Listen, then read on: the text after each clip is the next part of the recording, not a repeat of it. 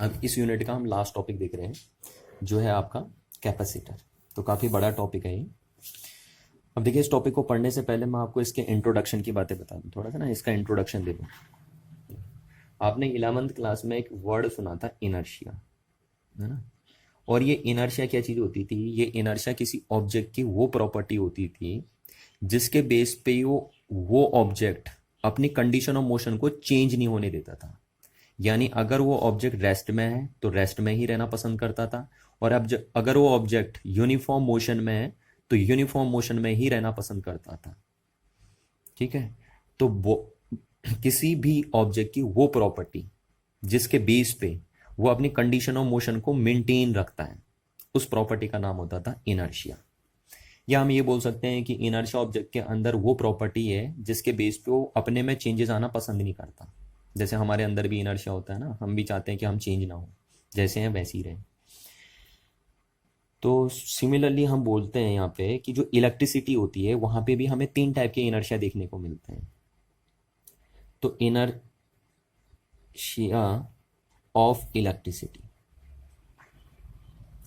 ठीक है, या इलेक्ट्रिक सर्किट आप बोल सकते हैं। इलेक्ट्रिसिटी बोल दो या इलेक्ट्रिक सर्किट बोल दो।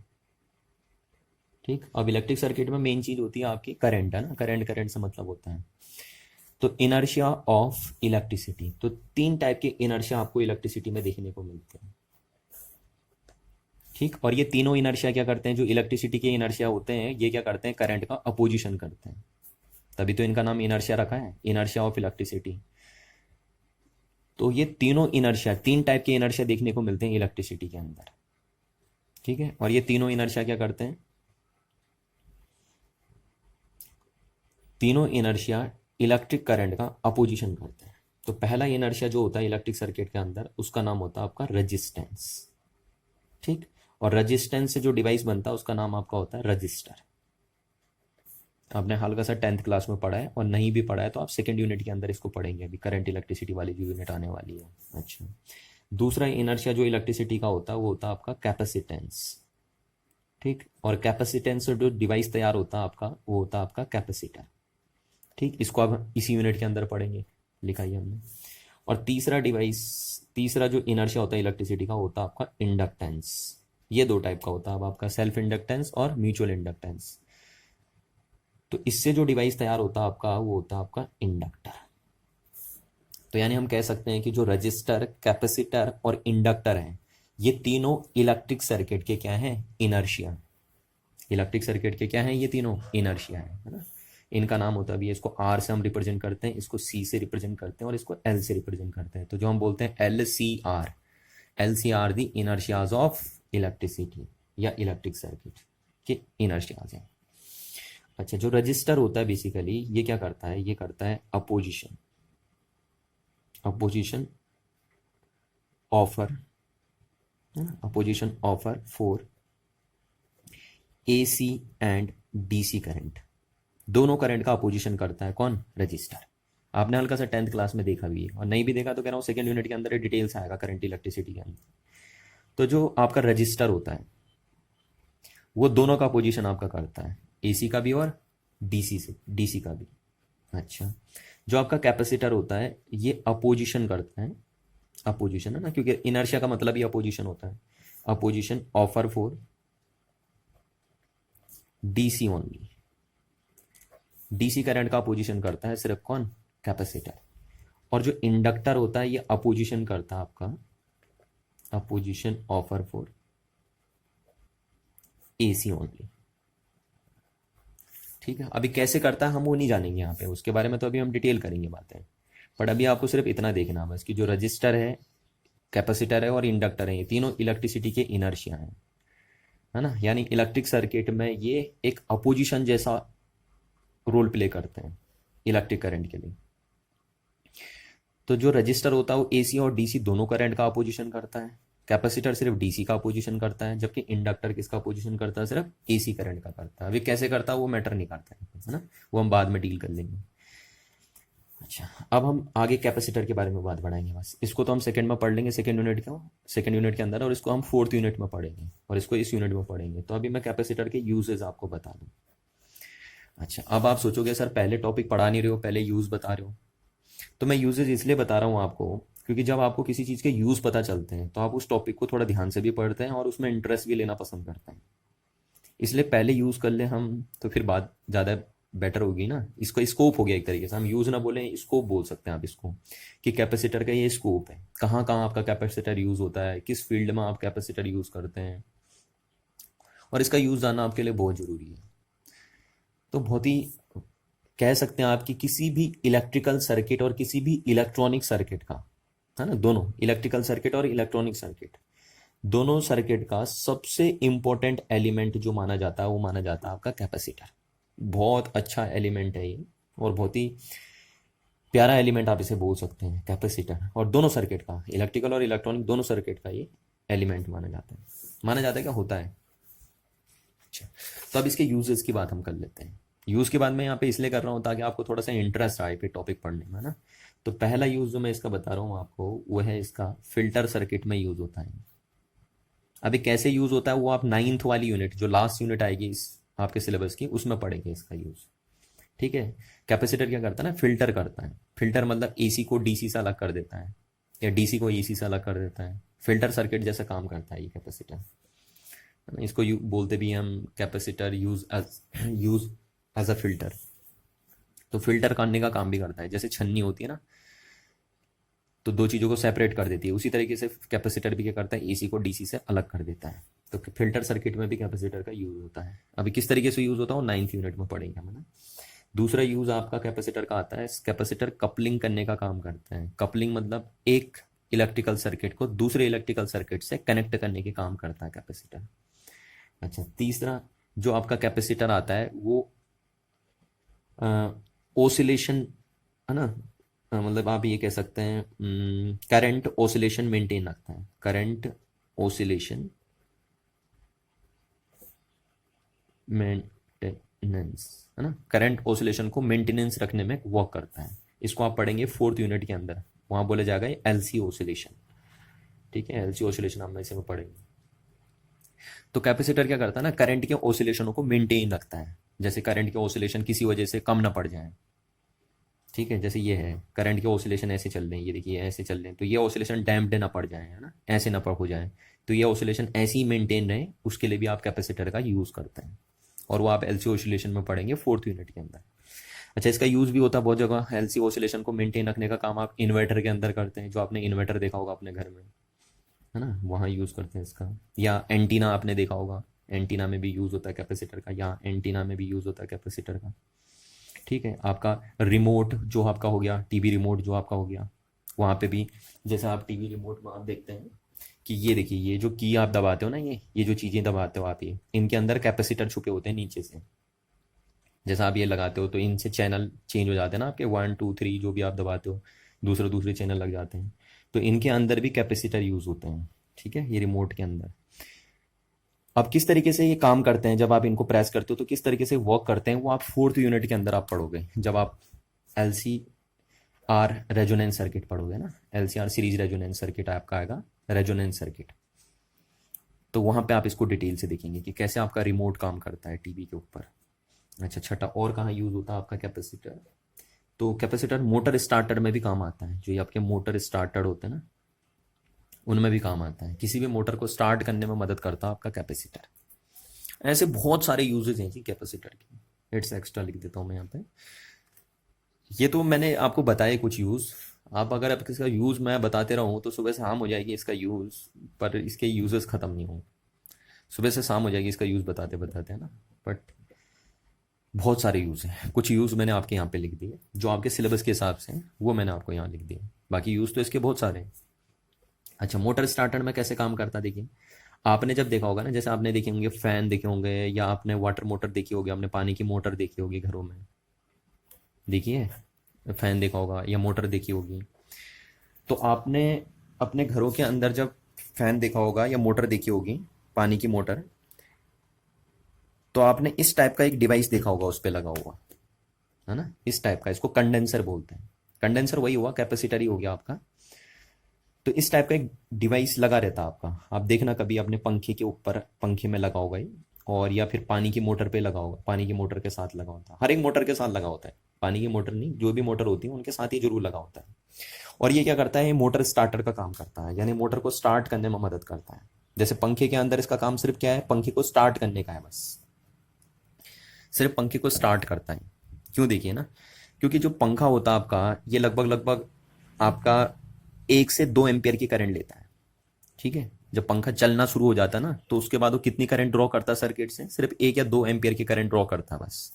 या जैसे मोटर होती है आपकी, ये ज़्यादा से ज़्यादा 4 से 5 एम्पियर की करंट ड्रॉ करती है। जब एक बार चलना शुरू हो गई ना, उसके बाद 4 से 5 एम्पियर की करंट से आराम से चलना शुरू करता है, चल जाता है।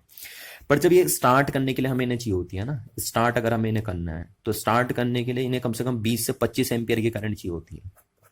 इन मोटर को स्टार्ट करने के लिए, चाहे पंखे को बोल लो आप या मोटर को बोल लो, इनको जब शुरू में स्टार्ट करना होता है, धक्का मारना होता है जब शुरू में, ठीक, तो कम से कम 20 से 25 एम्पियर की करंट हमें चाहिए होती है। किसी भी चीज़ को आपको पता है ना, मैं इनको इनर्शिया बोल रहा हूँ, मैंने आपको पहले भी बोला था ये इनर्शिया है। तो किस हर चीज़ में इनर्शिया होता है। एक जैसे पंखा है तो वो चल नहीं रहा है, तो उसको शुरू में एक बार बस धक्का मारना है, एक बार धक्का मार के वो स्टार्ट हो गया, फिर स्मूथली चलता पंखा आपका। तो सिर्फ एक बार धक्का मारना जरूरी है। तो धक्का मारने के लिए, यानी स्टार्ट करने के लिए मोटर को, किसी भी मोटर को स्टार्ट करने के लिए, जैसे ये मैं एग्जांपल यहाँ पे ये दे रहा हूँ, मोटर हो गया ना, फैन का मोटर हो गया या आपके पानी की मोटर हो गई, इनको स्टार्ट करने के लिए कम से कम 20 से 25 एम्पियर की करंट चाहिए होती है। जबकि हमारे घरों में नॉर्मल जो करंट आती है वो 15 से 16 एम्पियर की करंट आती है, बस ज़्यादा से ज़्यादा इतनी करंट हमारे घरों में आती है। तो अगर आपको इनको स्टार्ट करना है, या ट्यूब लाइट जैसे आपकी हो गई है ना, तो उनको स्टार्ट करने के लिए कम से कम इतनी करंट चाहिए होती है। अब इतनी करंट हम कहाँ से लेके आए, तो इतनी करंट ये डिवाइस हमारी देगा। ठीक है, अभी किस तरीके से देगा वो बात की बात है, पर कैपेसिटर इतनी करंट आपको प्रोवाइड कर देता है। तो इसका काम सिर्फ यही है कि बस एक बार शुरू में इतनी करंट प्रोवाइड करवा देगा फैन को या मोटर को, और उसे स्टार्ट कर देगा। बाकी काम तब वो इतनी करंट से भी चल जाते हैं। जब एक बार स्टार्ट हो गई तब फैन सिर्फ इतनी करंट से भी चल जाता है और मोटर इतनी करंट से चल जाती है। बट शुरू में उन्हें स्टार्ट होने के लिए इतनी करंट चाहिए होती है, और इतनी करंट उन्हें कौन प्रोवाइड करता है, आपका कैपेसिटर प्रोवाइड करता है। ठीक है ना, और एक ही बार करता है, बस थोड़ी सी देर के लिए, ऐसे जैसे पुचुक से दे देता है, बस एकदम से ना, जैसा आप पूछिए तो वैसे दे देता है। तो इस तरीके से बहुत सारे यूजेस आपके पास कैपेसिटर के हैं। तो अगर कोई आपसे पूछे कि ये पंखे में या मोटर में कैपेसिटर क्यों लगा होता है, तो आप बोल देंगे सर कि क्योंकि इन मोटरों को स्टार्ट करने के लिए हमें बहुत हाई अमाउंट की करंट रिक्वायर्ड होती है, और इतनी हाई अमाउंट की करंट हमें स्टार्ट करने के लिए कौन प्रोवाइड करता है, कैपेसिटर प्रोवाइड करता है। इसलिए हमारा वो लगा रहता है वहाँ पे, कंडेंसर जिसे आप बोलते हो, जो मैंने आपको अभी दिखाया। ठीक है, बहुत सारे इलेक्ट्रिकल सर्क्यूटों में भी ये लगा रहता है। इस तरीके से आप ये देख रहे हो कैपेसिटर, ऐसे पीसीबी के अंदर भी लगे होते हैं ना, प्रिंटेड सर्किट बोर्ड है आपका, चाहे मोबाइल का आप खोल के देख लो पीसीबी, या आप अपने लैपटॉप का पीसीबी देख लीजिए, या आप अपने टीवी का पीसी देख लीजिए, तो उसमें ये देखिए जो काले काले कलर के आपके लगे, ये आपके कंडेंसर कैपेसिटर ही लगे हैं।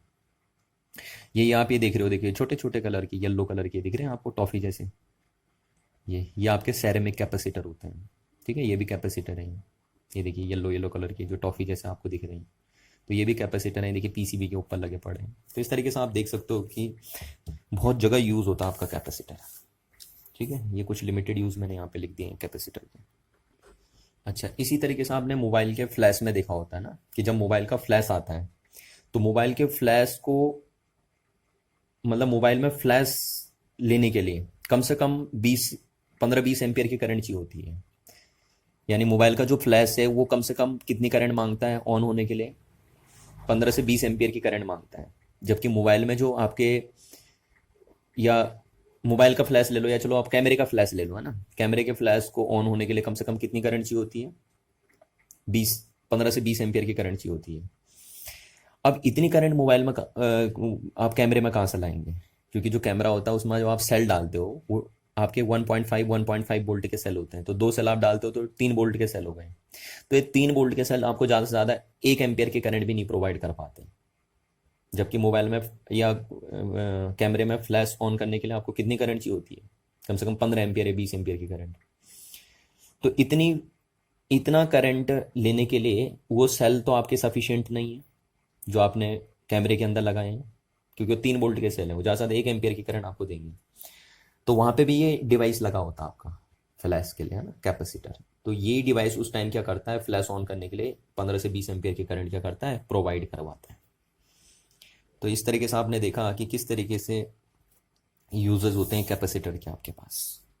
अच्छा, अब कैपेसिटर में हम आगे बात बढ़ाएं तो देखो, कैपेसिटर को पढ़ने से पहले मैं आपको कैपेसिटेंस के बारे में बता दूं, है ना। कैपेसिटेंस, या हम बोल सकते हैं कैपेसिटेंस बोल दिया, कैपेसिटी भी आप इसे शॉर्टकट बोल सकते हैं, ठीक है। कैपेसिटेंस बोल दीजिए या शॉर्टकट में आप कैपेसिटी बोल दीजिए। तो देखिए, कैपेसिटेंस क्या चीज़ है, किसी भी कंडक्टर के पास, है ना। मैं किसके बारे में बात कर रहा हूँ, कंडक्टर, ध्यान रखना, है ना, इंसुलेटर नहीं, सिर्फ कंडक्टर मटेरियल।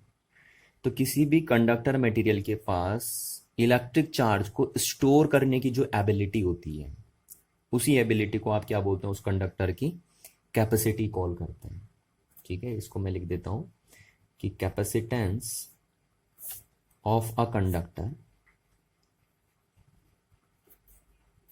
ठीक है, इज रिलेटेड टू, देखिए यहाँ पे ये बात ध्यान रखना, मैंने रिलेटेड टू लिखा है, related to its ability to store the electric charge, ठीक है ना। ये लिख दिया मैंने कि किसी भी कंडक्टर की वो एबिलिटी जिसके बेस पे वो इलेक्ट्रिक चार्ज को क्या करता है, स्टोर करता है, उसी को हम क्या बोलते हैं, उसी को हम बोलते हैं कैपेसिटी या कैपेसिटेंस ऑफ दिस कंडक्टर, ठीक। अब यहाँ पे बात जाननी जरूरी है आपकी कि मैंने कंडक्टर वर्ड ही क्यों यूज करा, इंसुलेटर क्यों यूज नहीं करा। क्या इंसुलेटर का कोई कैपेसिटेंस नहीं होता है। देखिए, अगर मेरे पास एक कंडक्टिंग बॉडी है सपोज, और ये है इंसुलेटिंग बॉडी, ये कंडक्टिंग बॉडी और ये कौन सी बॉडी है, इंसुलेटिंग बॉडी। तो जब हम इसे चार्ज सप्लाई करते हैं, ठीक है, तो ये चार्ज इस पर यूनिफॉर्मली डिस्ट्रीब्यूट हो जाता है। आपको पता है ना, कंडक्टिंग चार्ज, अगर कंडक्टिंग बॉडी को आप चार्ज देते हैं और बॉडी रेगुलर शेप की है, तो वो जो चार्ज आप उसे सप्लाई करते हो उसके सरफेस पे यूनिफॉर्मली डिस्ट्रीब्यूट हो जाता है। जबकि इंसुलेटिंग बॉडी में क्या होता है, आप उसे जब चार्ज सप्लाई करते हो तो वो वहीं पे रहता है जहाँ पे आप उसे देते हो, ठीक है। जैसे आपने यहाँ पे चार्ज सप्लाई किया तो यहीं पे रहेगा, यहाँ पे दिया तो यहीं पे रहेगा। बट जबकि कंडक्टिंग बॉडी में आप जो भी चार्ज सप्लाई देते हो वो सरफेस पे यूनिफॉर्मली डिस्ट्रीब्यूट हो जाता है, अगर बॉडी रेगुलर शेप की हो तो इसलिए हम कभी भी इंसुलेटर का कैपेसिटेंस नहीं चेक करते हैं, ठीक है, क्योंकि उस पर चार्ज एक ही सामने अटक जाएगा। तो हमेशा जो कैपेसिटेंस हम देखते हैं वो किसका देखते हैं, कंडक्टर का देखते हैं। ऐसा नहीं कि इंसुलेटर चार्ज को होल्ड नहीं कर सकता है, इंसुलेटर चार्ज को बिल्कुल होल्ड कर सकता है, पर उसके अंदर दिक्कत ये है कि जहाँ पे हम चार्ज रखते हैं वो वहीं पे रहता है। तो इसलिए हम सिर्फ जो कैपेसिटी देखते हैं या कैपेसिटेंस डिफाइन करते हैं वो सिर्फ कंडक्टर का डिफाइन करते हैं। और हम बोलते हैं इस तरीके से, आप ये भी बोल सकते हैं कि कैपेसिटेंस, है ना, ये भी डेफिनेशन आप दे सकते हैं कि capacitance is that property of conductor due to which it holds the electric charge, ठीक है।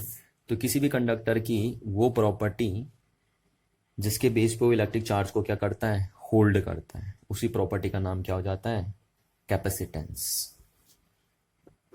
तो यहां से आप क्लियरली समझ जाइए कि जो कैपेसिटेंस है वो कंडक्टर का होता है, पहली बात तो ये है। और ये या तो एक एबिलिटी होती है या एक प्रॉपर्टी होती है इलेक्ट्रिक चार्ज को स्टोर करने की, है ना, इलेक्ट्रिक चार्ज को स्टोर करने की। अच्छा, अब हम बात करते हैं कैपेसिटर के ऊपर कि कैपेसिटर क्या हमारा। तो देखिए, कैपेसिटर एक डिवाइस है ना, जबकि कैपेसिटेंस क्या थी, एक प्रॉपर्टी थी, और कैपेसिटर क्या है, एक डिवाइस है। कैपेसिटर बोल दीजिए आप या कंडक्टर बोल दीजिए, क्योंकि जो कैपेसिटर बने होते हैं वो किसके बने होते हैं, आपके कंडक्टर के ही बने होते हैं। कंडक्टिंग मटेरियल ही यूज करते हैं आप कैपेसिटर को बनाने के लिए, ठीक है। तो आप कैपेसिटर बोल दीजिए या कंडक्टर बोल दीजिए, बात बराबर है, ठीक है। वो थोड़ा सा ये है कि कंडक्टर एक कॉमन वर्ड हो गया, कैपेसिटर एक पर्टिकुलर वर्ड हो गया, इसलिए हम यूज कर रहे हैं। नहीं तो अदरवाइज कैपेसिटर किसके बनाए जाते हैं, कंडक्टिंग मटेरियल के ही बनाए जाते हैं ना। क्यों बनाए जाते हैं मैंने आपको अभी बताया यहाँ पे। तो अब अगर हम कैपेसिटर की बात करेंगे तो क्या है, तो कैपेसिटेंस एक प्रॉपर्टी है या एक एबिलिटी है किसी कंडक्टर की, जिसके बेस पे वो ये बताता है कि वो कितना इलेक्ट्रिक चार्ज को क्या करेगा, स्टोर करेगा। जबकि कैपेसिटर क्या है, कैपेसिटर एक डिवाइस है, ठीक है। कैपेसिटर क्या है, एक डिवाइस है जो इलेक्ट्रिक चार्ज को या इलेक्ट्रिकल एनर्जी को, देखिए जहाँ इलेक्ट्रिकल चार्ज एक तरीके से इलेक्ट्रिकल एनर्जी तो है, तो कैपेसिटर वो डिवाइस है जो इलेक्ट्रिक चार्ज को या इलेक्ट्रिकल एनर्जी को क्या करता है, स्टोर करता है। ठीक है, तो हम बोल सकते हैं कि इट इज अ डिवाइस। ये डिवाइस है, कैपेसिटर क्या है, एक डिवाइस है विच स्टोर द इलेक्ट्रिक एनर्जी, है ना। और किस फॉर्म में, इलेक्ट्रिकल एनर्जी को किस फॉर्म में स्टोर करता है, in form of electric charge. तो कैपेसिटर वो डिवाइस है जो इलेक्ट्रिकल एनर्जी को इलेक्ट्रिकल चार्ज के फॉर्म में स्टोर करता है। अच्छा, सिर्फ इतनी बात नहीं है, आप देखिए यहां से कंफ्यूजन क्या क्रिएट होता है। यहां से कंफ्यूजन ये क्रिएट होता है कि कैपेसिटर अगर वो डिवाइस है जो इलेक्ट्रिक चार्ज को होल्ड करता है, तो हम ये भी तो बोल सकते हैं कि बैटरी भी तो यही काम करती है ना। बैटरी भी तो इलेक्ट्रिक चार्ज को क्या करती है, स्टोर करती है। तो फिर बैटरी और कैपेसिटर में क्या कोई फर्क नहीं है कि, या क्या बैटरी को मैं कैपेसिटर बोल सकता हूं। तो देखिए फर्क ये है कि बैटरी जब चार्ज होती है ना, बैटरी जब चार्ज को स्टोर करती है, तो बैटरी चार्ज को धीमे धीमे ऐसे ऐसे करके बिल्कुल एकदम हल्का हल्का करके चार्ज गेन करती है बैटरी। यानी चार्ज को जब बैटरी स्टोर करती है तो बिल्कुल माइन्यूट अमाउंट में करती है, स्लोली स्लोली स्लोली ऐसे ऐसे करके जब चार्ज स्टोर करेगी तो बिल्कुल स्लो स्लो तरीके से स्टोर करती है। और जब रिलीज भी करेगी, बैटरी ने जो चार्ज स्टोर किया है अगर उसे रिलीज भी करेगी तो बिल्कुल स्लोली स्लोली रिलीज करती है, इस तरीके से बिल्कुल स्लोली रिलीज करती है। बट जबकि जो कैपेसिटर होता है, जब ये चार्ज को स्टोर करता है या रिलीज करता है तो बिल्कुल सडनली करता है। अगर कैपेसिटर ये है तो ये चार्ज को स्टोर करेगा तो ऐसे करेगा बिल्कुल एकदम, और जब रिलीज करेगा तो एकदम ऐसे करेगा रिलीज। ठीक है, इस तरीके से। तो हम बोलते हैं एंड रिलीज, अगर ये रिलीज करेगा ऑल दी एनर्जी, ना एट वंस। ये देखिए बहुत बड़ा फर्क है, नहीं तो बैटरी और कैपेसिटर एक ही चीज हो जाएंगे आपके दिन में, क्योंकि बैटरी भी इलेक्ट्रिक चार्ज को क्या करती है, स्टोर करती है, और कैपेसिटर भी इलेक्ट्रिक चार्ज को क्या करता है, स्टोर करता है। बट दोनों में फर्क बहुत ज्यादा है। बैटरी जब चार्ज को स्टोर करेगी तो इस तरीके से करेगी, जैसे टाइम वर्सेस चार्ज का ग्राफ बना दूं मैं, है ना। तो बैटरी के लिए तो बैटरी ऐसे करती है स्लोली स्लोली, इस तरीके से। टाइम बढ़ने के साथ हल्का हल्का चार्ज भी बढ़ते रहता है, यानी बैटरी ऐसे ऐसे करके हल्का हल्का हल्का हल्का हल्का करके चार्ज को स्टोर करती रहेगी। जबकि जो कैपेसिटर है, अगर कैपेसिटर की बात मैं करूं तो कैपेसिटर ऐसे एक्सपोनेंशियली चार्ज होता है। या आपके सिलेबस सब हटा दिया गया, पहले सिलेबस में हुआ करता था ना, charging and discharging of a capacitor, तो उसका ग्राफ ऐसे बनता था। अभी आपके सिलेबस में नहीं है ये, तो आपको ध्यान रखना है जब कैपेसिटर चार्ज होता है तो सडनली चार्ज होता है एकदम से। जैसे बैटरी ऐसे ऐसे करके चार्ज लेती है, तो कैपेसिटर एकदम ऐसे चार्ज हो जाता है, एकदम चार्ज ले लेगा। ठीक, सिमिलरली अगर बैटरी डिस्चार्ज होगी, जब बैटरी डिस्चार्ज होती है, ये कैपेसिटर का ग्राफ है। ठीक, अब अगर ऐसी बैटरी डिस्चार्ज जब होती है तो स्लोली डिस्चार्ज होती है इस तरीके से, हल्का हल्का करके। जबकि जब कैपेसिटर डिस्चार्ज होता है, यानी जो उसने चार्ज स्टोर करा था उसको जब वो रिलीज करता है तो उसको डिस्चार्ज होना बोलते हैं, है ना। जब कैपेसिटर ने जो चार्ज स्टोर किया था अगर वो उसको हटाता है, निकालता है बाहर, रिलीज करता है, तो उसको हम बोलते हैं कैपेसिटर डिस्चार्ज हो रहा है।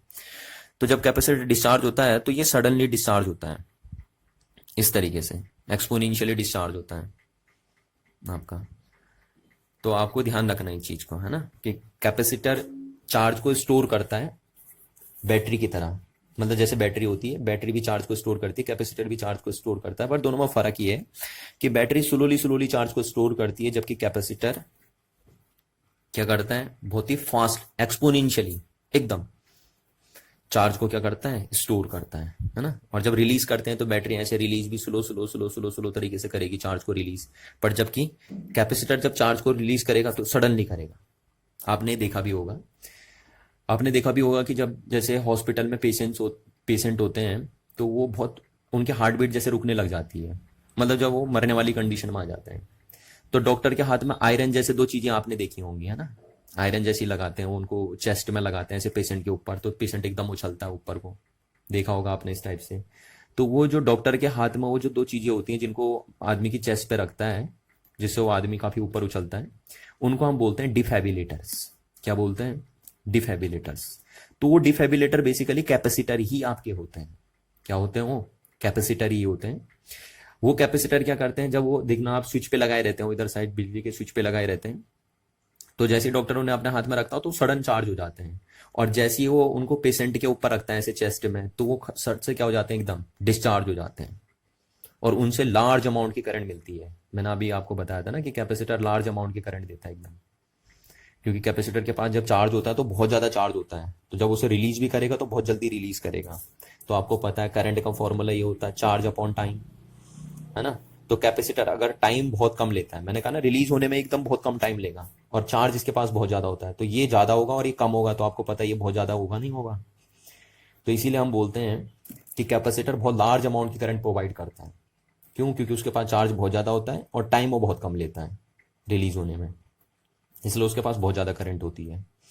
तो वो जो डिफाइब्रिलेटर होते हैं वो जैसे ही डॉक्टर हाथ में पकड़ता है वैसे ही वो चार्ज हो जाते हैं, और जैसे ही उन्हें वो पेशेंट के चेस्ट पे रखता है तो वैसे ही वो क्या हो जाते हैं, डिस्चार्ज हो जाते हैं, और बहुत लार्ज अमाउंट की करंट वो क्या करते हैं, उस ह्यूमन को सप्लाई करते हैं, उसकी बॉडी को सप्लाई करते हैं, तभी तो इतना ऊपर उछलता है उस करंट से, है ना। तो वो डिफाइब्रिलेटर के थ्रू, डिफाइब्रिलेटर किसके बने होते हैं, वो भी कैपेसिटर के ही आपके बने होते हैं, और उनमें लार्ज अमाउंट की करंट होती है। और आपने कभी देखा होगा कि डॉक्टर जैसे ही ऐसे रखता है फिर उठा देता उन्हें, क्योंकि उन्हें ज़्यादा देर तक रख के तो कोई फायदा है नहीं, है नहीं, क्योंकि कैपेसिटर जब डिस्चार्ज भी होता है, जब वो डिस्चार्ज भी होते हैं तो वो एक्सपोनेंशियली डिस्चार्ज हो जाते हैं, एकदम डिस्चार्ज हो जाते हैं, तो आप उन्हें ज़्यादा देर तक रखेंगे तो कोई फायदा नहीं है उनको रख के ज़्यादा देर तक।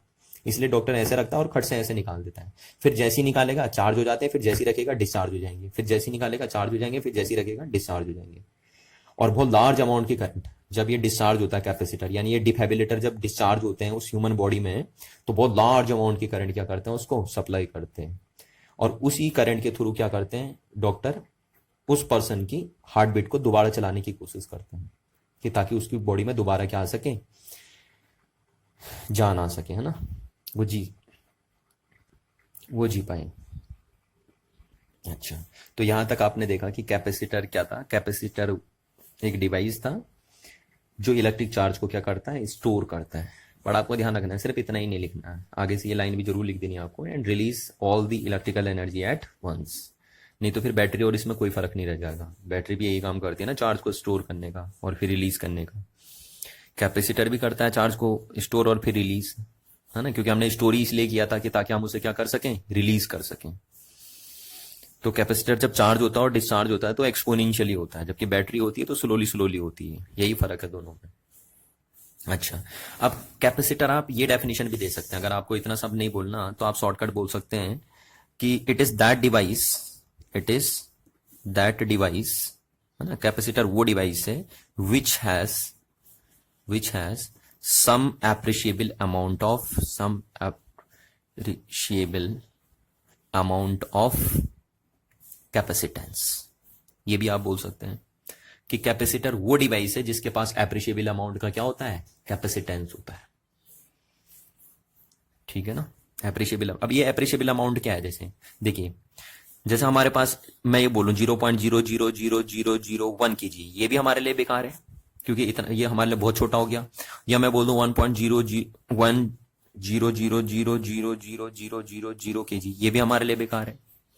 ठीक है ना, क्योंकि ये भी हमारी प्रैक्टिकल लाइफ में यूज नहीं होता, ये भी हमारी प्रैक्टिकल लाइफ में यूज नहीं होता, तो इसलिए हमारे पास ये एप्रिशिएबल अमाउंट का नहीं है, इसको हम नॉन एप्रिशिएबल अमाउंट बोलते हैं। ये बहुत छोटा हो गया, ये बहुत बड़ा हो गया, तो ना बहुत ही छोटा हो ना बहुत ही बड़ा हो, उसको हम बोलते हैं एप्रिशिएबल अमाउंट। तो एक ऐसा डिवाइस जिसके पास एप्रिशिएबल अमाउंट का क्या हो, कैपेसिटेंस हो, उसको भी हम क्या बोलते हैं, कैपेसिटर बोलते हैं। तो आपको ये डेफिनेशन लिखनी है या आपको ये डेफिनेशन लिखनी है, आप बिल्कुल लिख सकते हैं दोनों में से कोई सी भी डेफिनेशन। ठीक है, अब अच्छा, अब हम देखते हैं कि सपोज मेरे पास एक कंडक्टर है ना, ये कंडक्टर है मेरे पास, कंडक्टर को ही आप कैपेसिटर बोल देते हैं। बस वो ये है कि कंडक्टर की अगर आप कैपेसिटी वाली प्रॉपर्टी देखते हो तो तब उसका नाम कैपेसिटर बोल देते हैं आप। ठीक है ना, और अगर कंडक्टर की कैपेसिटी, कंडक्टर के अंदर बहुत सारी प्रॉपर्टी होती हैं, पर कंडक्टर की जब कैपेसिटी वाली प्रॉपर्टी आप देखते हो, यानी कैपेसिटेंस वाली प्रॉपर्टी देखते हैं, तब आप कंडक्टर को क्या बोल देते हैं, कैपेसिटर बोल देते हैं। इसलिए कंडक्टर हम जनरल वर्ड यूज करते हैं, जबकि कैपेसिटर एक पर्टिकुलर वर्ड हो गया। ठीक है, तो ध्यान रखना, कंडक्टर की जब भी आप कैपेसिटी वाली प्रॉपर्टी देखेंगे तो आप उसको कंडक्टर ना बोल के फिर कैपेसिटर बोल देंगे। तो यहाँ पे फिलहाल मैं अभी कंडक्टर बोल रहा हूँ। अब इस कंडक्टर को सपोज मैंने क्यू चार्ज दिया, क्यू चार्ज है ना, Q1 चार्ज, तो ये Q1 चार्ज पॉजिटिव दिया मैंने, तो ये इस सरफेस पे क्या हो गया, यूनिफॉर्मली डिस्ट्रीब्यूट हो गया, क्योंकि बॉडी रेगुलर शेप की थी। ठीक, पर अगर मैं अब Q2 चार्ज इसको देता हूँ, Q2 चार्ज इस कंडक्टर को देता हूँ, तो ये Q1 जो चार्ज है इस पे पॉजिटिव चार्ज, वो इस Q2 पॉजिटिव चार्ज का क्या करेगा, अपोजिशन करेगा और इसको आने नहीं देगा। तो हमें अगर इस Q2 पॉजिटिव चार्ज को इस कंडक्टिंग बॉडी को देना है तो हमें जो इलेक्ट्रोस्टैटिक रिपल्सिव फोर्स इस Q2 चार्ज पे लग रहा है due to the Q1 charge, उसके अगेंस्ट वर्क करना पड़ेगा, है ना। तो हम बोलते हैं हमें इस Q2 चार्ज को अगर इस बॉडी को अगर अब देना है तो हमें वर्क डन करना पड़ेगा किस पे, Q2 चार्ज पे। और कहां से लेके आएंगे हम इसे, इन्फिनिटी से लेके आएंगे। और कहां तक लेके आएंगे, इस कंडक्टिंग बॉडी तक लेके आएंगे। और ये work done on this Q2 charge क्या बोला जाएगा, potential of this conducting body. ठीक है, तो ये आपने पढ़ा भी था। इलेक्ट्रिक पोटेंशियल की डेफिनेशन थी कि electric potential is the amount of work done on a per unit test charge to bring it from infinity to that point where we defined the electric potential. तो electric potential का formula ये था आपका W/Q, है ना। तो जैसे जैसे आप देखते जा रहे हो कि इस चार्ज को इस बॉडी को आप चार्ज देते रहेंगे। आप जैसे सपोज मैंने Q2 चार्ज भी इसको दे दिया, अब अगर मेरे को इसको Q3 चार्ज देना है, पॉजिटिव Q3 चार्ज देना है, तो फिर मेरे को और ज़्यादा वर्क करना पड़ेगा, क्योंकि अब ये भी इस पे रिपल्सिव फोर्स लगाएगा इस Q3 चार्ज पे, और ये Q2 चार्ज भी इस पे क्या लगाएगा, रिपल्सिव फोर्स लगाएगा। तो अब हमें और ज़्यादा वर्क करना पड़ेगा इस Q3 चार्ज को इन्फिनिटी से इस कंडक्टिंग बॉडी तक लाने के लिए। और अगर और ज़्यादा वर्क आपको करना पड़ेगा इस चार्ज को लेके आने के लिए, तो आपको पता है इस कंडक्टिंग बॉडी का पोटेंशियल और ज़्यादा क्या होगा, इंक्रीज होते रहेगा। ठीक है, तो जब भी आप किसी कंडक्टिंग बॉडी को क्या करते रहेंगे, चार्ज सप्लाई करते रहेंगे और चार्ज इसे देते रहेंगे आप, है ना। अगर सपोज मेरे को इसको Q4 चार्ज देना आप, तो अब देखो इस Q4 चार्ज को इस बॉडी तक सप्लाई करने के लिए ये जो इस पे रिपल्सिव फोर्स लगाएगा उसके अगेंस्ट भी हमें वर्क करना पड़ेगा, ये इस पे जो रिपल्सिव फोर्स लगाएगा उसके अगेंस्ट भी हमें वर्क करना पड़ेगा, और ये जो इस पे रिपल्सिव फोर्स लगाएगा उसके अगेंस्ट भी हमें वर्क करना पड़ेगा। तो अब हमें और भी ज्यादा वर्क करना पड़ेगा इस Q4 चार्ज को इन्फिनिटी से इस कंडक्टिंग बॉडी तक लाने के लिए। और जितना ज़्यादा आपको वर्क करना पड़ेगा टेस्ट चार्ज पे, उतना ज़्यादा इस कंडक्टिंग बॉडी का पोटेंशियल क्या होते रहेगा, इंक्रीज होते रहेगा। तो आप देखते जा रहे हो कि जैसे जैसे कंडक्टिंग बॉडी को आप चार्ज देते जाते हैं उसका पोटेंशियल क्या होते रहता है, इंक्रीज होते रहता है। और आपने पढ़ा भी है ना ये चीज। तो हम बोल सकते हैं कि when a conductor is given some charge, ठीक, इट्स इलेक्ट्रिक पोटेंशियल इंक्रीजेस। पता है ना आपको कि जैसे जैसे आप कंडक्टर को चार्ज देते जाओगे उसका पोटेंशियल क्या होते रहेगा, इंक्रीज होते रहेगा। आप इस फॉर्मूले से देख सकते हैं, ठीक, क्योंकि पहले चार्ज को लाने में कोई दिक्कत नहीं थी, पर जब दूसरा चार्ज आप लेके आ रहे हो तो ये जो इस पे रिपल्सिव फोर्स लगाएगा, क्योंकि ये चार्ज तो इसने होल्ड कर लिया है, तो अब जब आप दूसरे चार्ज को लेके आओगे तो ये जो इस पे इलेक्ट्रोस्टैटिक फोर्स ऑफ रिपल्सन लगाएगा उसके अगेंस्ट हमें वर्क करना पड़ेगा। और वो वर्क डन क्या करते रहेगा, इस कंडक्टिंग बॉडी का पोटेंशियल क्या करते रहेगा, इंक्रीज करते रहेगा। ऐसे अगर हमें Q3 चार्ज देना आप, तो हमें अब और ज़्यादा वर्क करना पड़ेगा, क्योंकि अब ये चार्ज और ये चार्ज दोनों मिलकर इस पर रिपल्सिव फोर्स लगाएंगे।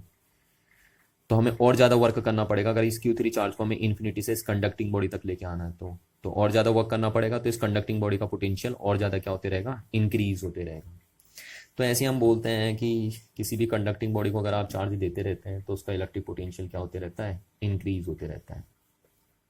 अच्छा, अब अगर मैं बोलूं कि सपोज मैंने Q चार्ज एक कंडक्टिंग बॉडी को दिया और उस Q चार्ज ने उसका पोटेंशियल V वोल्ट तक बढ़ा दिया, है ना। जैसे मैं ये बोलूं कि if a charge Q given to the conductor, एक कंडक्टर को हमने कितना चार्ज दे दिया, सपोज Q चार्ज दे दिया, और उसने उसका पोटेंशियल कितना बढ़ा दिया, इट्स पोटेंशियल सपोज शुरू में 0 था, बाई V बढ़ा दिया, है ना, बाई V। ये हो गया। जैसे जैसे आपको पता है ना, हम कंडक्टिंग बॉडी को चार्ज देते जा रहे हैं उसका पोटेंशियल बढ़ते जा रहा है। तो सपोज मैंने ये बोला ये कंडक्टिंग बॉडी है और इसका पोटेंशियल शुरू में कितना था, 0 था। अब मैंने इसको Q चार्ज दे दिया और Q चार्ज होने से इसका पोटेंशियल कितना बढ़ गया, V बढ़ गया, यानी 0 से V हो गया। तो वही हम यहाँ पे बोल रहे हैं। तो देन हम बोल सकते हैं कि जो चार्ज है कंडक्टिंग बॉडी पे वो डायरेक्टली प्रोपोर्शनल है उसकी पोटेंशियल के, है ना। जैसे जैसे आप चार्ज बढ़ाते रहेंगे कंडक्टिंग बॉडी को, जैसे जैसे आप चार्ज देते रहेंगे उसका पोटेंशियल क्या होते रहेगा, इंक्रीज होते रहेगा। ये पता आपको। अच्छा, अब हम यहाँ से हटाएंगे तो आपको पता है क्या लगेगा, एक कांस्टेंट ऑफ प्रोपोर्शनलिटी लगेगा। और V, इसको आप क्या बोलेंगे, आप इसको नॉर्मल लैंग्वेज में आप इसे बोल सकते हैं प्रोपोर्शनलिटी कांस्टेंट, क्योंकि प्रोपोर्शनल का साइन हट के लगा है तो प्रोपोर्शनलिटी कांस्टेंट आप इसे बोल सकते हैं।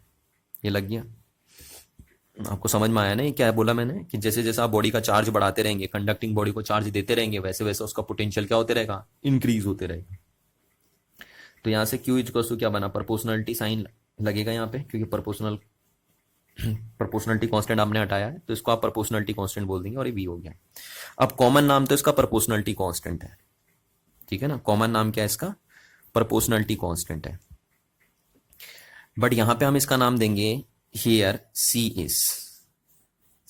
इज नोन एज, इसका नाम हम क्या देंगे, सी इज नोन एज, क्योंकि हम यहाँ पे क्या पढ़ रहे हैं, कैपेसिटेंस के बारे में पढ़ रहे हैं ना, तो C is known as electrical capacitance.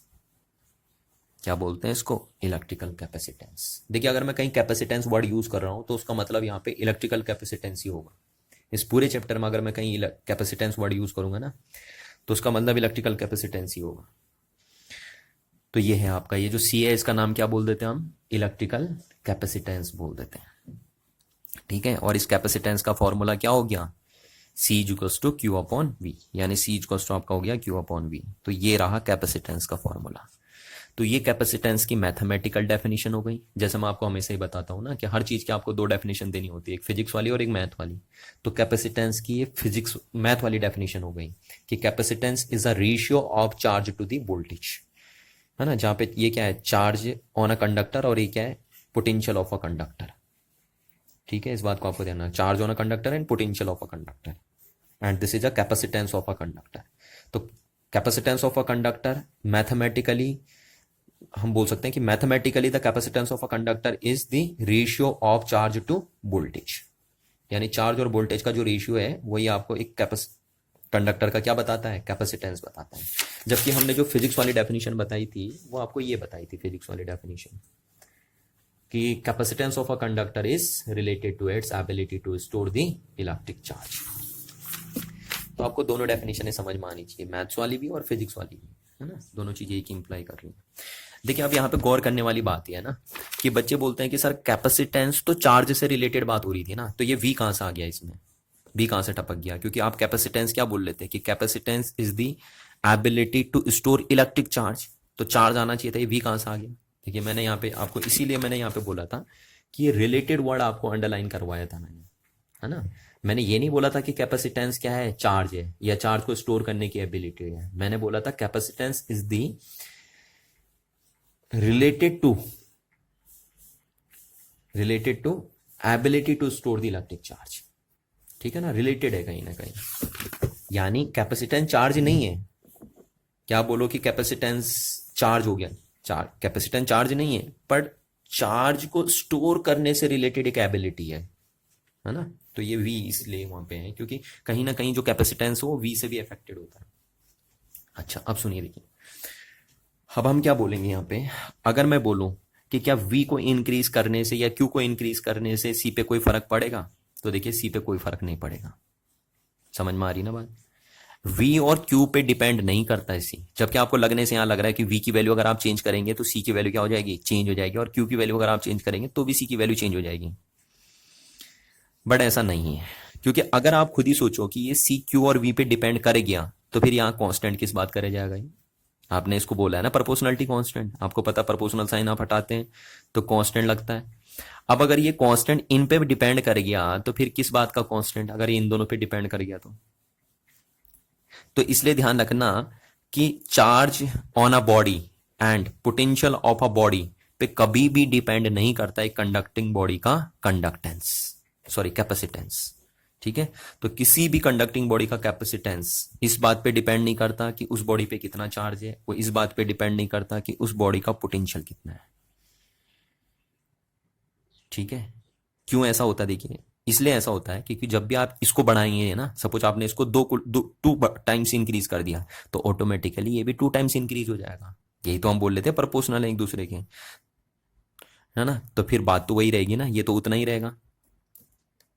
अब अगर इसको आप 4 टाइम्स इंक्रीज करते हैं तो ऑटोमेटिकली ये भी 4 टाइम्स इंक्रीज हो जाएगा, तो फिर इसकी वैल्यू उतनी रहेगी। अगर आप इसको 8 टाइम्स इंक्रीज करेंगे ये भी 8 टाइम्स इंक्रीज हो जाएगा, तो ये फिर उतना ही रहेगा। या ये 2 टाइम्स डिक्रीज हो गया तो ये ऑटोमेटिकली 2 टाइम्स डिक्रीज हो जाएगा इस रिलेशन के अकॉर्डिंग, तो फिर ये उतना ही बना रहेगा। तो इस बात का आपको ध्यान रखना है कि कभी भी सी क्यू और वी पे डिपेंड नहीं करता। किसी भी बॉडी का जो कंडक्टेंस है ना, वो उस पे जो चार्ज है उस पे डिपेंड नहीं करता, और उस बॉडी का जो पोटेंशियल है उस पे डिपेंड नहीं करता। तो किस पे डिपेंड करता है फिर, किस बात पे डिपेंड करता है? तो मैं आपसे हमेशा बोलता हूं कि कांस्टेंट ऑफ प्रोपोर्शनलिटी किस पे डिपेंड करता है? नेचर ऑफ मटेरियल पे और नेचर ऑफ मीडियम पे डिपेंड करता है ना। ये बात मैंने आपको हमेशा बताई है कि जो कांस्टेंट ऑफ प्रोपोर्शनलिटी होता है किस बात पे डिपेंड करता है? नेचर ऑफ मीडियम और नेचर ऑफ मटेरियल पे डिपेंड करता है। तो यहां से हम बोल सकते हैं कि सी डिपेंड्स ऑन, पहला किस पे डिपेंड करता है? Shape and size of conductor. ठीक, कंडक्टर के शेप और साइज पे डिपेंड करता है कि वो कंडक्टर का शेप और साइज क्या है। कंडक्टर बोल दो या कैपेसिटर बोल दो ना, इसी को तो हम यहाँ कैपेसिटर भी बोल रहे हैं। तो उसके शेप और साइज पे डिपेंड करता है। और दूसरा दूसरा डिपेंड करता है कि उसके सराउंडिंग में जो मीडियम है, कंडक्टर के सराउंडिंग में जो मीडियम है वो कैसा है आपका, है ना। तो दूसरा आप बोल सकते हैं कि medium in which conductor is placed, conductor is placed, conductor किस मीडियम में रखा हुआ है उस बात पे डिपेंड करता है। ठीक, आगे जाके आप ये पढ़ेंगे, आप ये formula C is equals to epsilon naught A upon D आएगा, इस टाइप से आएगा एक, है ना। तो यहाँ पे देखिए मीडियम बताता है और ये शेप और साइज बताते हैं, ठीक है। पर अभी हम इसकी बात नहीं करेंगे। तो ध्यान रखना, कभी भी किसी भी कंडक्टिंग बॉडी का या कंडक्टर का कैपेसिटेंस इस बात पे डिपेंड नहीं करता कि उस कंडक्टिंग बॉडी पे कितना चार्ज है, इस बात पे डिपेंड नहीं करता कि उस कंडक्टिंग बॉडी का पोटेंशियल कितना है। डिपेंड करता तो सिर्फ इस बात पे कि उस कंडक्टिंग बॉडी का शेप और साइज क्या है, और उस कंडक्टिंग बॉडी के अराउंड में नेचर कैसा है, या किस मीडियम में उसको रखा गया है। यानी सी की वैल्यू कभी भी क्यू और वी से अफेक्ट नहीं होती। और क्यों नहीं होती मैंने आपको बता दिया है, क्योंकि क्यू बढ़ाओगे तो ऑटोमेटिकली वी भी बढ़ेगा, वी बढ़ाओगे तो ऑटोमेटिकली क्यू भी बढ़ेगा, है ना। ऐसा नहीं हो सकता कि आप क्यू बढ़ाओ और वी ना बढ़े। अगर ऐसा हो जाता है कि क्यू बढ़ाने से वी ना बढ़े, तब बोल सकते थे हम सी किस पे डिपेंड करेगा, क्यू और वी पे डिपेंड करेगा। पर होता क्या है, क्यू बढ़ाने से ऑटोमेटिकली वी बढ़ जाता है, तो सी की वैल्यू क्या रहती है? कांस्टेंट रहती है। और उसे होना भी चाहिए, क्योंकि इस फॉर्मूले के हिसाब से वो क्या है, एक कांस्टेंट जैसा है ना। तो इसलिए ध्यान रखना है कि वो इन दोनों बातों पे डिपेंड नहीं करेगा। जो बच्चे अक्सर गलती करते रहते हैं वो इन बातों पे डिपेंड करता है। ये बात मैंने आपको 11th क्लास से बताते आया हूँ, पहले भी बहुत बार बता चुके हैं इस बात को। अच्छा, अब यहाँ से अगर हम मैथमेटिकल डेफिनेशन बना दे, जरा इस फॉर्मूले से कैपेसिटेंस की मैथमेटिकल डेफिनेशन बना दें, ठीक है। तो कैसे बनाएंगे, देखिए। अगर हम क्या कर दें, हम बोले if V is equals to 1, यानी हमने बोल दिया कि कंडक्टिंग बॉडी का वोल्टेज कितना हो गया, 1 वोल्ट हो गया, ठीक है ना। वी की यूनिट होती है वोल्ट। तो if V is equals to 1 volt, तो सी किसके इक्विवेलेंट हो गया, क्यू के इक्विवेलेंट हो गया। यानी सी क्यू के बराबर है अगर वी 1 है तो हम बोलते हैं कि कैपेसिटेंस जो है वो क्या है, वो चार्ज है कंडक्टिंग बॉडी का जो उसके पोटेंशियल को 1 वोल्ट तक इंक्रीज कर देता है, ठीक है। यानी आप बोलोगे कि अगर ये कंडक्टिंग बॉडी है तो इसकी वोल्टेज को 1 वोल्ट तक बढ़ाने के लिए आप इसको जितना भी चार्ज दोगे वही इसका क्या बोला जाएगा, कैपेसिटेंस बोला जाएगा, ठीक है ना। क्या बोला मैंने, किसी भी कंडक्टिंग बॉडी को जितना चार्ज आप सप्लाई करते हो उसकी वोल्टेज को 1 वोल्ट तक इंक्रीज करने के लिए उसी चार्ज को, उस कंडक्टिंग बॉडी का क्या बोलते हैं आप, कैपेसिटेंस बोलते हैं। तो इस बात को हम लिख सकते हैं कि capacitance of a conductor is define as, इसी चीज को मैं वर्ड में लिख रहा हूं, डिफाइन एज द चार्ज, ये है ना, देखिए चार्ज, है ना, रिक्वायर्ड, कौन सा चार्ज रिक्वायर्ड, टू रेज, जो चार्ज इसका क्या कर सके, पोटेंशियल को 1 वोल्ट बढ़ा सके, to raise its potential through 1 volt, through 1 volt, है ना। तो किसी भी कंडक्टिंग बॉडी का वोल्टेज 1 वोल्ट तक बढ़ाने के लिए जितना चार्ज की रिक्वायरमेंट होती है उसी चार्ज की रिक्वायरमेंट को क्या बोलते हैं, उस कंडक्टिंग बॉडी का कैपेसिटेंस बोलते हैं। तो ये डेफिनेशन आपको दे देनी है यहाँ से। और मैं आपसे बार बार कहता हूँ कि जब भी यहाँ से डेफिनेशन बनानी तो इसको 1 कर दो, ये हो जाता है ना, सीधे सीधे। अच्छा, अब हम यूनिट की बात कर लेते हैं। देखिए यहाँ पे यूनिट की बात है ना, तो हमारे पास सी को फॉर्मूला क्या बन गया, क्यू अपॉन वी बन गया। तो यहाँ से अगर देखिए हम क्या रखेंगे, इसकी ऐसा यूनिट रखेंगे। ऐसा यूनिट क्या होती है इसकी, कूलॉम, है ना। आपको पता है चार्ज की ऐसा यूनिट कूलॉम है। और वो ये क्या है, पोटेंशियल, तो पोटेंशियल की यूनिट क्या होती है? वोल्ट। शॉर्टकट नाम है इसका, वोल्टेज दे देता हूँ, है ना, तो वोल्ट है। तो कूलॉम पर वोल्ट को बोलते हैं आप फैराड, और फैराड भी साइंटिस्ट का नेम है, ठीक है। पर जब भी साइंटिस्ट का नेम ऐसे यूनिट यूज होता है तो फर्स्ट लेटर स्मॉल लेटर बनता है, तो इसलिए हम बोलते हैं कि कूलॉम पर वोल्ट को आप क्या बोलते हैं? फैराड बोलते हैं। और 1 कूलॉम 1 वोल्ट को आप क्या बोलेंगे? 1 फैराड बोलेंगे, ठीक है। अगर 1 कूलॉम चार्ज अगर आप किसी बॉडी को देते हो और उसकी वोल्टेज 1 वोल्ट तक इंक्रीज हो जाती है, तो आप बोलते हो उसका कैपेसिटेंस कितना है? 1 फैराड है। यानी 1 farad is that capacitance of a conducting body which increase its potential through 1 volt when we supply a 1 coulomb charge to a body, ठीक है। तो ये आप बोल सकते हैं यहाँ से। तो हम बोल सकते हैं कि जो यहाँ से एसआई यूनिट है ना, एसआई यूनिट ऑफ कैपेसिटेंस है, वो क्या है आपकी? Is farad. फैराड साइंटिस्ट का नेम है, फैराडे के नाम पे पड़ा था। तो शॉर्ट, जब भी साइंटिस्ट का name as a unit use होता है तो फर्स्ट लेटर स्मॉल बनता है, और अगर आप सिंगल वर्ड लिखते हैं तो तब कैपिटल एफ बनेगा, ठीक है। तो फैराड ऐसे लिखोगे, अगर पूरा लिखना है तो आप ऐसे लिखेंगे। अच्छा, पर जो फैराड होती है ना, वो बहुत बड़ी यूनिट होती है कैपेसिटेंस की, ठीक है ना, उसका कोई यूज़ ही नहीं है हमारे पास। हम प्रैक्टिकल लाइफ में देखिए, हम जैसे हम मैं मार्केट जाता हूँ ना, तो आपने देखा होगा कि आप मार्केट जाते हो तो आप ज़्यादा से ज़्यादा 1 किलो 3 किलो 4 किलो चीज़ें खरीदते हो, है ना। जबकि मास की यूनिट टन भी है मास की यूनिट टन से का लिमिट भी है, पर आप उसका यूज़ तो करते नहीं है। या मास की यूनिट ग्राम भी है और मिलीग्राम भी है, पर आप उसका डेली यूज़ नहीं करते। डेली यूज़ में आपका केजी यूज़ होता है, तो केजी को आप बोल सकते हैं कि ये प्रैक्टिकल यूनिट है हमारे पास मास की, जिसको आप एसआई यूनिट भी बोल देते हैं। या ग्राम भी आपकी एक तरीके से प्रैक्टिकल यूनिट है, पर मिलीग्राम आपकी प्रैक्टिकल यूनिट नहीं बोली जाएगी मास की। या टन आपका जो है वो प्रैक्टिकल यूनिट नहीं बोला जाएगा मास का, क्योंकि वो बहुत बड़ी यूनिट हो गई टन, मिलीग्राम बहुत छोटा हो गया। तो आप या तो ग्राम या किलोग्राम, इन दोनों को प्रैक्टिकल यूनिट बोल सकते हो, ठीक है। जबकि किलोग्राम को एसआई यूनिट भी बोलते हैं आप मास का। तो ऐसी जो फैराड है वो कैपेसिटेंस की बहुत बड़ी यूनिट है। और अगर मैं आपको बताऊं अभी, हमारी अर्थ क्या है? कंडक्टर। और अगर मैं अर्थ का कैपेसिटेंस देखूं, क्योंकि अर्थ हमारी कंडक्टिंग बॉडी है ना, और कैपेसिटेंस किसका डिफाइंड होता है? कंडक्टर का डिफाइंड होता है। तो अगर मैं अर्थ का कैपेसिटेंस भी देखूं, तो अर्थ का कैपेसिटेंस भी 1 फैराड नहीं बन जाता है, जबकि इतना बड़ा कंडक्टर है अर्थ। 1 फैराड ही नहीं आता अर्थ का कैपेसिटेंस। अभी प्रूफ करके बताऊंगा मैं उस बात को आपको, ठीक। तो कैपेसिटर, इसलिए ये जो फैराड है वो कैपेसिटेंस की बहुत बड़ी यूनिट होती है, इसलिए हम इसकी कुछ छोटी प्रैक्टिकल यूनिट्स बनाते हैं। तो यहाँ पे मैं बोलता हूँ स्मॉलर बोल सकते हो आप, या प्रैक्टिकल बोलते हो, है ना। मैं स्मॉलर बोलना पसंद नहीं करूँगा, प्रैक्टिकल बोलना पसंद करूँगा। प्रैक्टिकल यूनिट ऑफ कैपेसिटेंस कि कौन सी प्रैक्टिकल यूनिट्स होती हैं इसकी, ना ये छोटी होती हैं, क्योंकि फैराड बहुत बड़ी यूनिट होती है। अभी दिखाऊंगा भी मैं प्रूफ करके, क्योंकि पूरी अर्थ का भी कैपेसिटेंस 1 फैराड नहीं हो पाता। तो आर क्या है? Practical units of capacitance are microfarad, microfarad and picofarads होते हैं। क्या होते हैं? पिकोफैरड्स। नैनोफैरड भी होते हैं, पर नैनो ज़्यादा यूज़ नहीं होते हैं, माइक्रो और पिको ही मैंने लिखे हैं। और 1 माइक्रोफैरड, देखिए माइक्रो को ऐसे लिखते हैं ना, 1 माइक्रोफैरड में कितने फैरड होते हैं? 10⁻⁻6 फैरड होते हैं। नहीं, माइक्रो का मतलब ही होता है 10⁻⁻6। और पिको, 1 पिकोफैरड, 1 पिकोफैरड में कितने फैरड होते हैं? 10⁻12 फैरड होते हैं। आपको पता है एक पिको यूनिट किसके बराबर होती है? 10⁻12 के बराबर होती है ना। या जैसा आप बोल सकते हो कि 1 नैनोफैरड, तो 1 नैनोफैरड कितना होता है? 10⁻9 फैरड। नैनो होता है 10⁻9 यूनिट, पिको होता है 10⁻12 यूनिट, और माइक्रो होता है 10⁻6 यूनिट। तो ये आप बना सकते हैं। जैसे आपने देखा होगा ना, पंखा जो होता है आपका, फैन जो होता है, तो फैन का जो कंडेंसर होता है, फैन कंडेंसर, आप अपने घर में देख लेना, तो जो फैन कंडेंसर होता है वो लगभग लगभग ऐसा होता है, 2.25 माइक्रोफैरड का होता है। उस पर ऐसा लिखा रहता है, आप देख लेना कभी अपने घर के पंखे के कंडेंसर को देखना, तो उसमें चेक करना आप, तो उस पर लिखा होगा ऐसे 2.25 माइक्रोफैरड का, यानी वो जो कैपेसिटर आपका है, जिसको आप कंडेंसर भी बोल देते हैं। वैसे फ़र्क है दोनों में, कंडेंसर और कैपेसिटर बोलने में। अब क्या फ़र्क है वो बाद में डील करेंगे हम, है ना। तो इतना ये लिखा रहता है उस पर,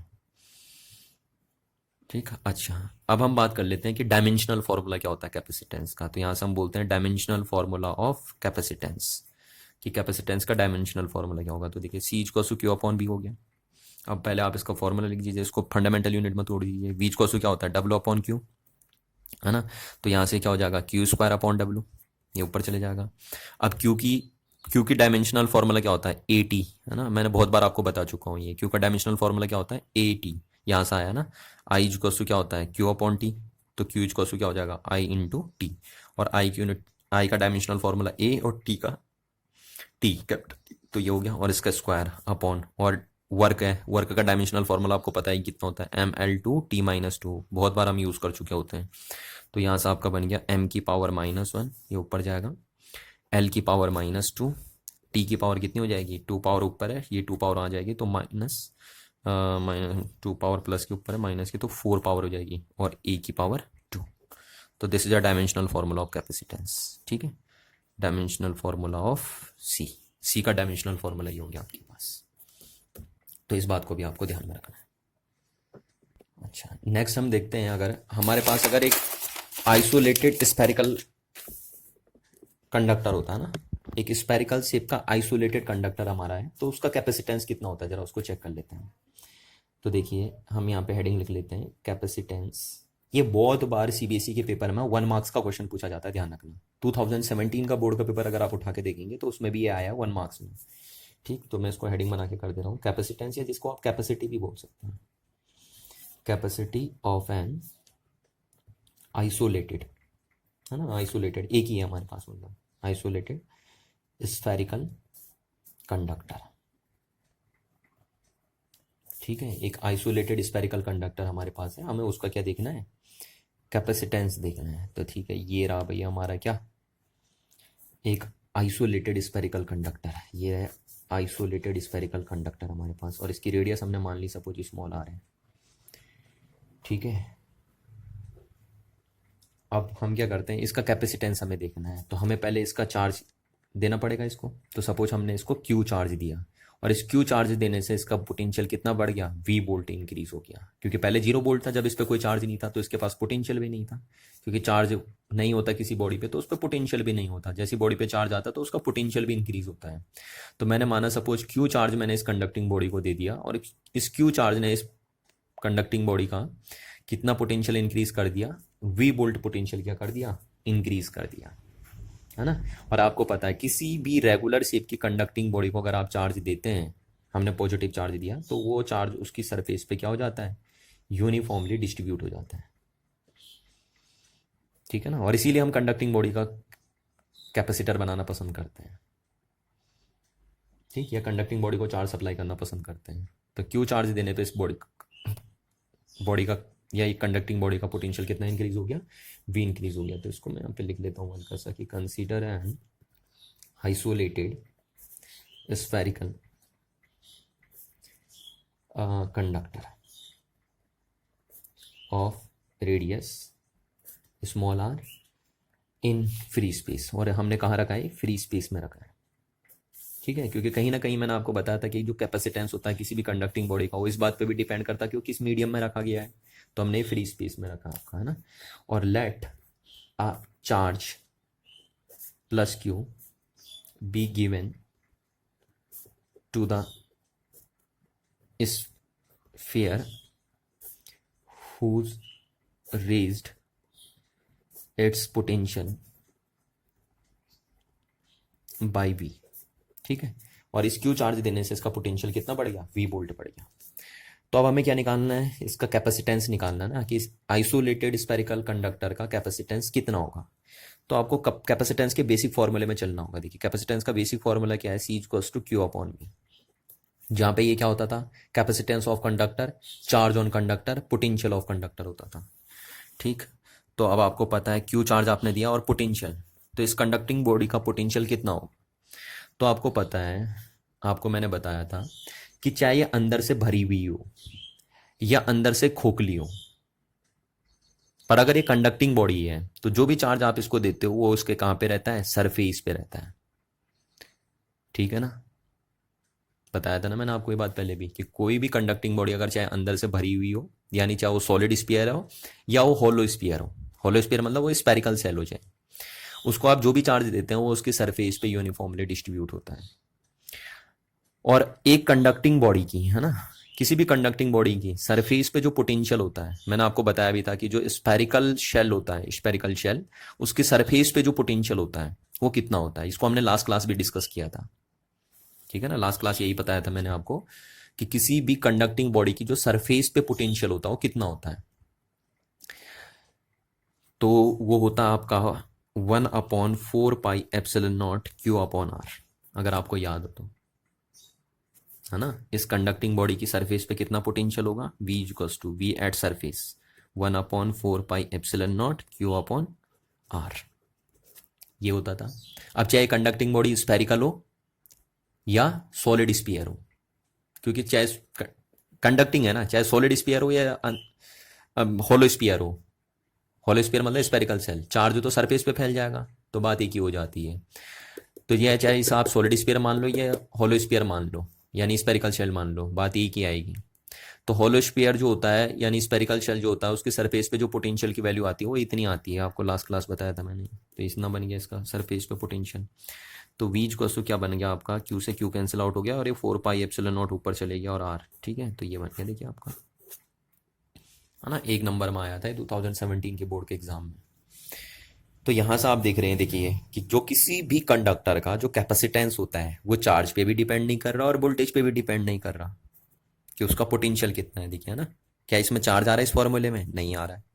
तो किसी भी कंडक्टिंग बॉडी का जो कैपेसिटेंस होता है वो चार्ज पे डिपेंड नहीं करता उसके, ठीक है। दूसरा, किसी भी कंडक्टिंग बॉडी का जो कैपेसिटेंस होता है वो उस कंडक्टिंग बॉडी का पोटेंशियल कितना है उस बात पे भी डिपेंड नहीं कर रहा। किस पे डिपेंड कर रहा है, देखिए, shape and size of the conducting body, जो आर से डिसाइड हो रही है। एंड दूसरा, medium in which conductor is placed, कि ये कंडक्टिंग बॉडी किस जगह रखी हुई है, जो मैंने आपको यहाँ पे बताई थी, है ना। कि जो कैपेसिटेंस होता है किस बात पे डिपेंड करता है, शेप एंड साइज, एंड किस मीडियम में वो कंडक्टर रखा है। तो देखिए वही बात निकल के आ रही है ना यहाँ पे, कि शेप और साइज आर डिसाइड कर रहे हैं, तो कैपेसिटेंस किस बात पे डिपेंड कर रहा है कि शेप साइज क्या है, और दूसरा किस मीडियम में वो कंडक्टर रखा गया है, ये देखिए। तो ये हो गया। तो किसी भी आइसोलेटेड स्फेरिकल कंडक्टर का जो कैपेसिटेंस का फॉर्मूला होता है ये होता है, आपको सीधे भी याद रखना है। जब भी मैं पूछूं कि what is the capacitance of isolated spherical conductor, तो आपको सीधे बोल देना sir C equals to 4πε0 R, this is the capacitance of a conducting body, ठीक है। अच्छा, यानी इस कंडक्टिंग बॉडी का कैपेसिटेंस सिर्फ तभी चेंज हो सकता है जब मैं इसका आर चेंज करूं, यानी इसका शेप साइज चेंज करूं, या जिस मीडियम में रखा है उस मीडियम को मैं चेंज करूं,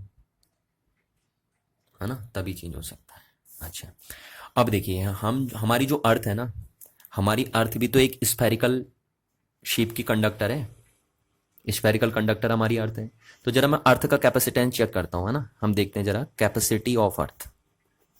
तो क्या मैं अर्थ का कैपेसिटेंस चेक करने के लिए यही फॉर्मूला लगा सकता हूँ, बिल्कुल लगा सकता हूँ, क्योंकि अर्थ भी तो हमारी स्फेरिकल कंडक्टर ही है। तो इसलिए अर्थ का जो कैपेसिटेंस हम इस फॉर्मूले से चेक कर सकते हैं। तो यहां से हम बोल सकते हैं कि कैपेसिटी ऑफ अर्थ कितनी होती है ना, तो हमें अर्थ की रेडियस ही होगी। तो अर्थ की रेडियस कितनी होती है आपकी, आपको पता है 6400 किलोमीटर होती है अर्थ की रेडियस, जिसको आप बोल देते हैं 6.4 मल्टीप्लाई 10⁻⁶ मीटर, ठीक। तो आप अगर इस फॉर्मूले में रख देते हैं कि कैपेसिटी ऑफ अर्थ इस, तो ये हो गया आपका 4πε0 इंटू 6.4 मल्टीप्लाई 10⁻⁶, ये बन जाएगा। अगर आप कैपेसिटेंस देखना चाहते हैं अर्थ का, तो क्या करेंगे, 4πε0 इंटू आर ऑफ अर्थ लिख देंगे, है ना, क्योंकि अर्थ भी एक स्फेरिकल कंडक्टर आपका है, तो इसलिए ये फॉर्मूला अर्थ के लिए भी वैलिड हो जाएगा। तो ये रख दिया आपने, और ये किस में आएगा, फेराड में, कैपेसिटेंस की यूनिट फेराड होती है। तो सी ऑफ अर्थ निकालेंगे तो 4πε0 की वैल्यू होती है आपकी 1 मल्टीप्लाई 10⁻9, 1 डिवाइडेड बाई 9 मल्टीप्लाई 10⁻9, क्योंकि आपको पता है ना 1/4πε0 की वैल्यू कितनी होती है, 9 मल्टीप्लाई 10⁻9।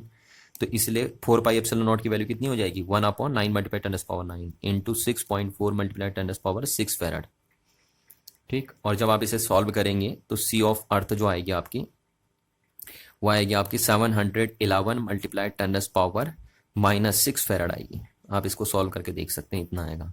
तो अब सी ऑफ अर्थ हम इसको ऐसे लिख देते हैं, देखिए 711 और 10⁻6 को हम क्या लिख सकते हैं, माइक्रो फेराड, ये आ जाएगा आपका। अब आप चेक करके देख सकते हो कि अर्थ इतना बड़ा कंडक्टर है और उसका भी कैपेसिटेंस 1 फेराड नहीं हो पा रहा, देख रहे हैं आप, ये 1 माइक्रो फेराड है, 1 फेराड तो बहुत बड़ा होता है।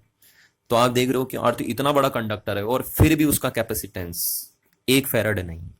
इसलिए हम बोल लेते हैं कि जो फेराड है वो काफी ह्यूज यूनिट है, किसकी, कैपेसिटेंस की। तो यहां से हम बोल सकते हैं कि therefore farad is too big unit of capacitance,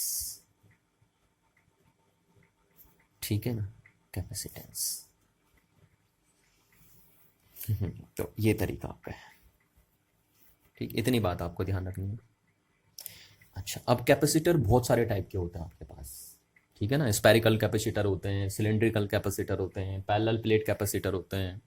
फिर पैरेलल प्लेट कैपेसिटर में भी बहुत सारे टाइप के आपके आते हैं, सेरेमिक कैपेसिटर हो गए, इलेक्ट्रोलिटिक कैपेसिटर आपके हो गए, पोलराइज हो गए, अनपोलराइज हो गए, ऐसे बहुत सारे टाइप के आपके आते हैं। बट हमारे सिलेबस में सिर्फ दिया है parallel plate capacitor, CBSE board के एग्जाम के हिसाब से ना। बाकी कंपटीशन में आपके स्पेरिकल कैपेसिटर और सिलेंड्रिकल कैपेसिटर भी पूछे जाते हैं, बट सीबीएसई बोर्ड में सिर्फ किसके बारे में डिस्कशन है, पैरेलल प्लेट कैपेसिटर के बारे में डिस्कशन है। तो नेक्स्ट टाइम हम यही पढ़ेंगे, पैरेलल प्लेट कैपेसिटर। और एक बात मैं बता दूं, देखिए है ना, एक इंपॉर्टेंट बात मैं आपको बता दूं कि जैसे ये कैपेसिटर है एक, तो इस कैपेसिटर का आर फिक्स है, यानी इसका रेडियस फिक्स है, साइज फिक्स है इसका। और अगर हम इसे किसी मीडियम में रख देते हैं तो मीडियम भी फिक्स हो गया। यानी किसी भी एक पर्टिकुलर बॉडी का, जब पर्टिकुलर मैं इसे बोल रहा हूं तो पर्टिकुलर मतलब इसका आर फिक्स हो गया, किसी एक पर्टिकुलर मीडियम में तो ये भी फिक्स हो गया। फिर कैपेसिटेंस हमेशा कांस्टेंट रहता है। क्या बोला मैंने, किसी भी एक कंडक्टिंग बॉडी का, पर्टिकुलर कंडक्टिंग बॉडी का किसी पर्टिकुलर मीडियम में कैपेसिटेंस हमेशा क्या रहता है, कांस्टेंट रहता है। यानी हर किसी का कैपेसिटेंस फिक्स होता है एक पर्टिकुलर मीडियम में। जैसे मैं जहां पे बैठा हूं अभी, जिस मीडियम में बैठा हूं, तो इस मीडियम में मैं एक पर्टिकुलर बॉडी हो गई, क्योंकि मेरी बॉडी का शेप और साइज फिक्स है, तो मेरा भी एक कैपेसिटेंस है, यानी मैं भी चार्ज को होल्ड कर सकता हूं पर एक पर्टिकुलर अमाउंट तक, ठीक है ना। तो हर किसी एक पर्टिकुलर बॉडी का एक पर्टिकुलर मीडियम में कैपेसिटेंस क्या हो जाता है, फिक्स हो जाता है। तो अगर किसी बॉडी का आपको कैपेसिटेंस चेंज करना हो तो क्या तरीके हैं आपके पास, एक तरीका तो ये है कि आप मीडियम चेंज कर दो, दूसरा तरीका ये है कि आप उसका शेप और साइज चेंज कर दो। पर अगर ये दोनों चीजें चेंज ना है, नहीं हुई, मीडियम आपने चेंज नहीं करा, बॉडी का शेप साइज चेंज नहीं करा, तो क्या आप किसी बॉडी का कैपेसिटेंस चेंज कर सकते हैं, बताइए, क्या चेंज कर सकते हैं, नहीं कर सकते ना, ऐसा लग रहा है नहीं कर सकते हम। पर हम आपको नेक्स्ट क्लास एक तरीका बताएंगे, और उस तरीके में हम बताएंगे कि कैसे बिना मीडियम के और बिना शेप साइज चेंज करे के किसी बॉडी का कैपेसिटेंस क्या करते हैं, इंक्रीज करते हैं। और उसको हम पढ़ेंगे प्रिंसिपल ऑफ कैपेसिटर के अंदर। तो उसको नेक्स्ट क्लास डिस्कस करेंगे। Thank you.